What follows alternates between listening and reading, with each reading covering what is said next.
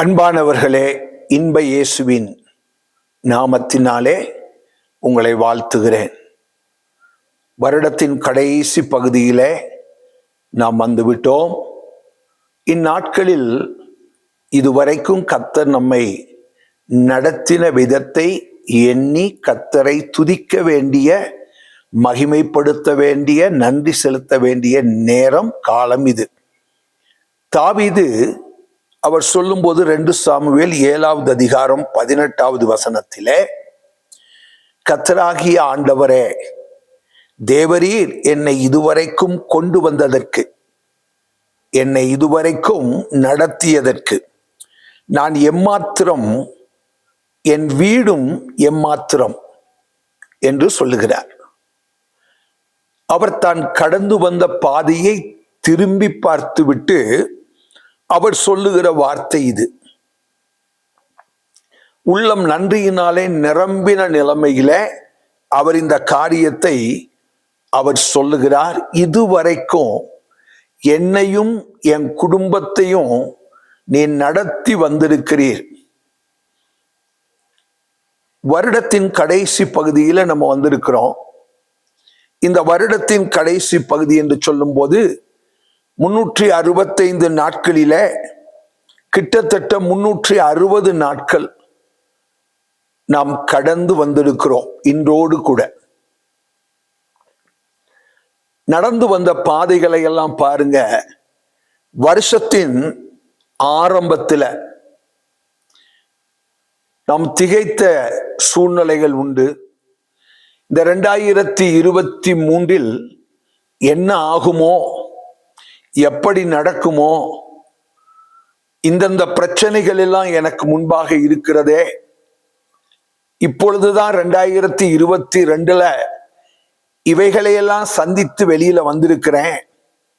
இன்னும் எனக்கு முன்பாக எப்படி இருக்குமோ, இவைகளையெல்லாம் சந்திக்க என்னிடத்துல பணபலமோ சரீர பலமோ இல்லையே.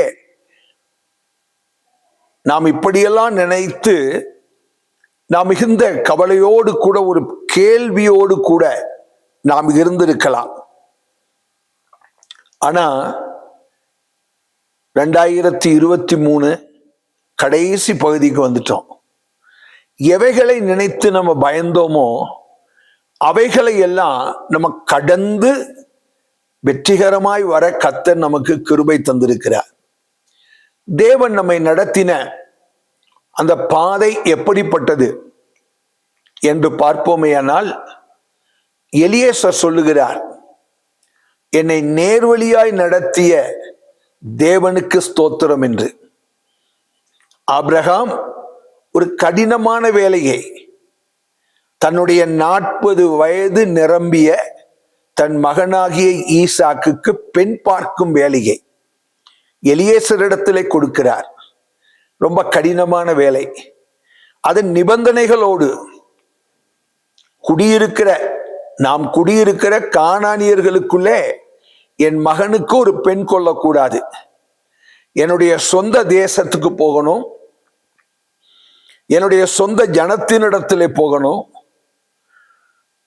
அங்கே போய் என் குமாரனுக்கு ஏற்ற பெண்ணை கொண்டு வர வேண்டும். எலியேசருக்கு ஆபிரகாமுடைய சொந்த தேசம், அங்க உள்ள ஜனங்கள், ஆபிரகாமுடைய உறவினர்கள், இவைகளை குறித்த எந்த ஒரு காரியமும் தெரியாது. ஆனால் எஜமானன் சொன்ன அந்த காரியத்தை நிறைவேற்ற வேண்டிய ஒரு கடின சூழ்நிலைக்குள்ளே தள்ளப்பட்டார். ஆனால் அந்த கடினமான நிலைமையில அவர் பயணத்தை ஆரம்பித்து ஆபிரகாமுடைய சொந்த ஊருக்கு அவர் போய்விட்டார். அதுதான் வருடத்தின் முடிவு என்று வைத்துக் கொள்வோம். கடினமான ஒரு வேலைதான். ஆனால் ஜெபத்தோடு அதை செய்தார்.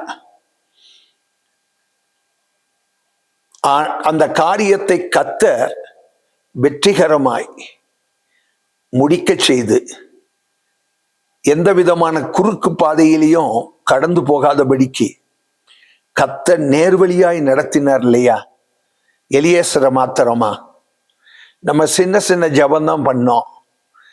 அதை கூட கர்த்தர் கனப்படுத்தி கடினமான சூழ்நிலைகளின் வழியாக கூட கடினமான டார்கெட்டை அச்சீவ் பண்ண வேண்டிய நிலைமைகள் இருந்தாலும் கூட அதையும் கூட நாம் அச்சீவ் பண்ணுவதற்கு, பெற்றுக்கொள்வதற்கு, அடைவதற்கு ஆண்டவர் நமக்கு உதவி செஞ்சிருக்கிறாரே. எவ்வளவு நல்ல ஆண்டவர். நீங்களும் சேர்ந்தே சொல்லுங்க, ஆண்டவரே, தேவரீர் என்னையும் என் குடும்பத்தையும் இதுவரைக்கும் கொண்டு வந்ததற்கு நாங்கள் எம்மாத்திரம். சொல்லி கர்த்தரை துதியுங்க, கர்த்தரை மகிமைப்படுத்துங்க. கர்த்தர் இனி வரப்போகிற உங்களுக்கு முன்பாக இருக்கிற காலங்களிலே உங்களை இன்னும் ஆச்சரியமாய் நடத்துவார். ஜெபிப்போமா? மகா இரக்கமுள்ள எங்கள் அன்பின் ஆண்டவரே, எங்கள் பரிசுத்தமான நல்ல தகப்பனே, நீங்க இதுவரைக்கும் என்னையும் என் குடும்பத்தையும், இதை கேட்கிற உங்க பிள்ளைகளையும் அவர்களுடைய குடும்பங்களையும் கூட எவ்வளவு கடினமான பாதைகளின் வழியாக அவர்கள் கடந்து போனாலும் நேர்வழியாய் நடத்தி கடினமான காரியத்தை லகுவாய் அடைவதற்கு கர்த்தர் உதவி செஞ்சீங்களே. கடினமான சூழ்நிலைகளே வருஷத்தை ஆரம்பித்தோம். இந்த 360 நாள் வரைக்கும் நீர் எங்களை லகுவாய் நடத்தி வந்தீர. உங்க கிருபைக்காய் ஸ்தோத்திரம். தேவ கிருபை எங்களுக்கு கிடைத்தது, மனித தயவையும் எங்களுக்கு கிடைக்க பண்ணினீர். உமக்கு நாங்கள் நன்றி செலுத்துகிறோம். இயேசுவின் நாமத்தில் பிதாவே, ஆமென். கர்த்தர் உங்களை ஆசீர்வதிப்பாராக. ஆமென்.